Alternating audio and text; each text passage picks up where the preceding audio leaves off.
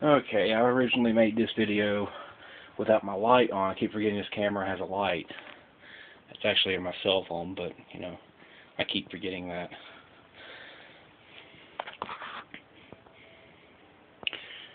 So, yeah, this is an old radio. My guess is from 1920s, 1930s.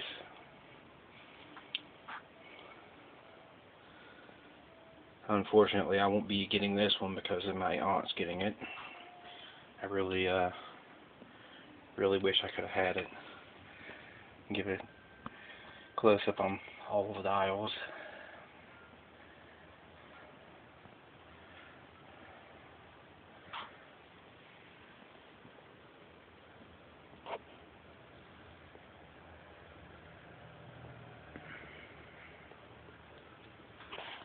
And you got this nice big bell sitting on top of it. That was a speaker, obviously. So that's the first antique that's in this room. The second, we got this old dresser.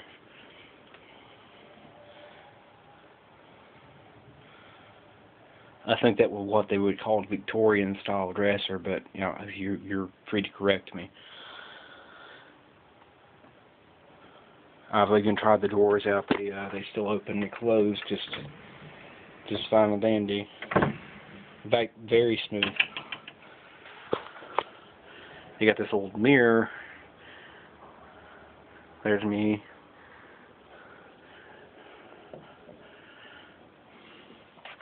And this old pendulum clock, which I was just messing with. It is, in fact, old from what I can tell. It's not a recreation, remake or anything. It still has the wind-up in it for the chimes. I've actually tried to,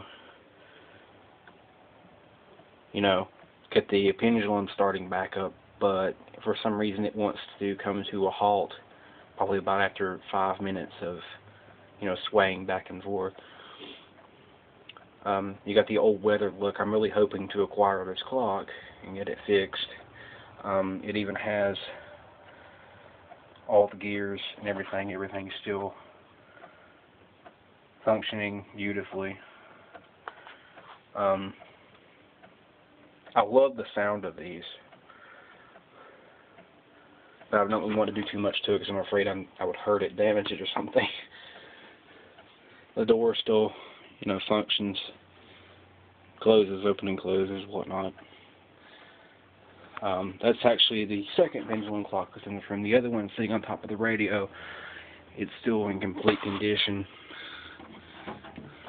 Move this out of the way. My grandma and her figurines, she had figurines everywhere.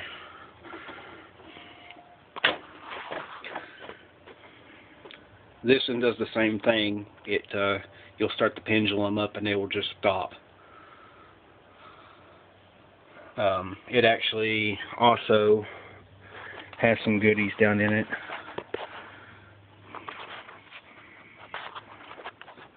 Make sure I don't hold this. I don't know what this does or why this was in there.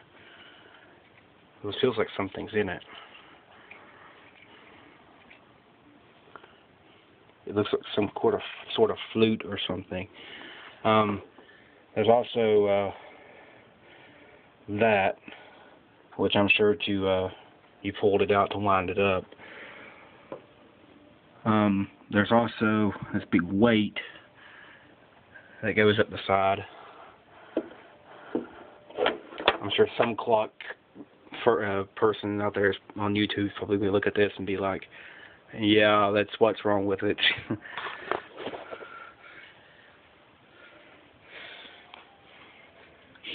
And then I'm going to pull your attention over here, down in here, tucked all the way. We have a couple of National Geographics, all from different time periods.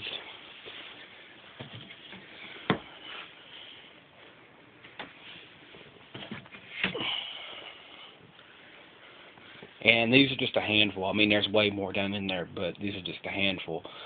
We got one from 1965. It's blurry, I know, but trust me, in real life, it's not so blurry. It says January 1965 right there. It says volume 127, number 1. And it's on the Vietnam War. And down at the bottom, it has $8 a year. I know you can just barely make that out. And then $1 a copy. Try getting that nowadays.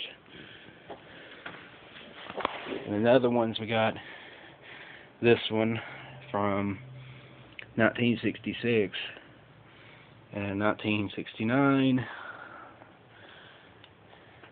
1972. But like I just said, these are all a handful of different ones.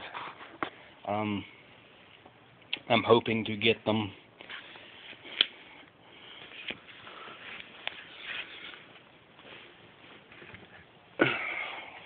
Because my aunts have already said none of them are really magazine collectors.